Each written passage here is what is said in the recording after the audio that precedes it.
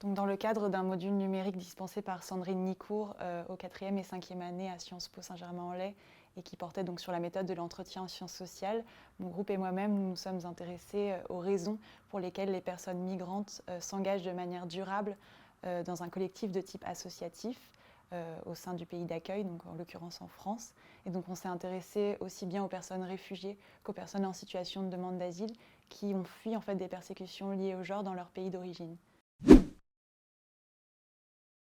Donc si on s'est intéressé à ce sujet, c'est parce qu'on était déjà toutes plus ou moins sensibles à la question de l'intégration des personnes migrantes en France notamment, et à la question en fait, plus spécifique de l'engagement de ces personnes qui est un levier important pour leur intégration. On s'est également intéressé en fait, à ce sujet puisque cet enjeu en fait, de l'engagement bénévole des personnes migrantes, il est de plus en plus évoqué, notamment depuis 2015 avec l'arrivée de nombreux migrants en Europe. Et finalement, il a été peu étudié. Il y a eu quelques rapports qui ont été publiés, comme par exemple le rapport de l'IFRI en mai 2020 ou le rapport du HCR en septembre 2020. Mais en fait, les analyses ne se portent jamais en fait, sur les mécanismes en fait, produisant les engagements, donc les raisons pour lesquelles les personnes migrantes s'engagent. Et donc, c'est ce qu'on a souhaité étudier à travers notre enquête. À travers notre enquête, on a souhaité également déconstruire une perception erronée assez répandue vis-à-vis des personnes migrantes. Donc,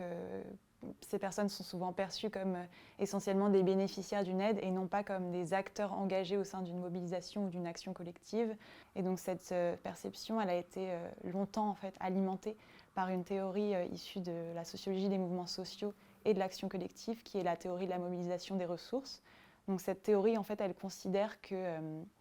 seuls en fait, les acteurs dotés en ressources sont capables en fait, de s'engager au sein d'une action collective, et donc excluant de fait les personnes faiblement dotées comme les personnes migrantes. Et voilà, on a souhaité démontrer en fait, que ce n'est pas le cas, que même en étant en situation de précarité, eh bien, en fait, on peut s'engager au sein d'associations et d'une mobilisation collective. À travers notre recherche, on a souhaité mettre en avant le fait qu'il existe une configuration de raisons pour lesquelles les personnes migrantes s'engagent de manière durable au sein de collectifs de type associatif. Donc, tout d'abord, en fait, les trajectoires biographiques et personnelles des personnes migrantes peuvent permettre en fait, de comprendre les dynamiques d'engagement et les prédispositions donc, à cet engagement. Mais néanmoins, en fait, les trajectoires biographiques et personnelles des personnes migrantes demeurent insuffisantes pour expliquer en fait, les autres étapes du processus d'engagement, comme par exemple la pérennisation de cet engagement à travers le temps. Les déterminants sociaux et culturels peuvent également expliquer en fait, l'entrée, voire la poursuite de l'engagement au sein du pays d'accueil. Donc par déterminants sociaux, on entend par exemple l'effet réseau, c'est-à-dire le fait de rencontrer des personnes en arrivant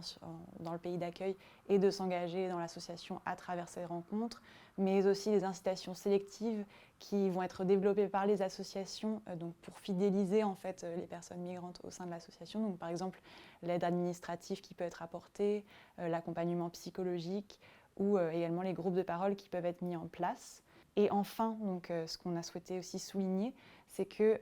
ce renforcement et la pérennisation de l'engagement à travers le temps des personnes migrantes, il est essentiellement dû également à leur motivation individuelle et à leurs intentions, puisqu'elles vont pouvoir, à travers l'association, s'intégrer socialement, culturellement et économiquement, en effet, puisque elles vont acquérir un certain nombre de savoir-faire et de nouvelles compétences qui vont pouvoir être mobilisées à l'avenir dans le milieu professionnel, sur le marché du travail. Mis à part en fait, cet aspect plutôt d'intégration, il va y avoir aussi une logique purement de reconstruction identitaire qui va inciter en fait, les personnes migrantes à s'engager de manière durable, en fait, en pouvant redonner à l'association qui les a aidées lors de leur arrivée dans le pays d'accueil et en pouvant venir également en aide à des personnes qui sont dans la même situation qu'elles. Les personnes migrantes en fait, vont pouvoir modifier cette image qu'ils ont d'eux-mêmes et pouvoir restaurer donc, une image plutôt valorisante. On a voulu mettre en avant le fait que l'engagement des personnes migrantes au sein de collectifs de type associatif, il est essentiel puisque c'est un levier d'intégration aussi bien au niveau social, culturel et économique. Et en participant donc activement au développement de la société du pays d'accueil. Les personnes migrantes peuvent se percevoir comme des individus faisant partie intégrale en fait, de la société dans laquelle ils arrivent.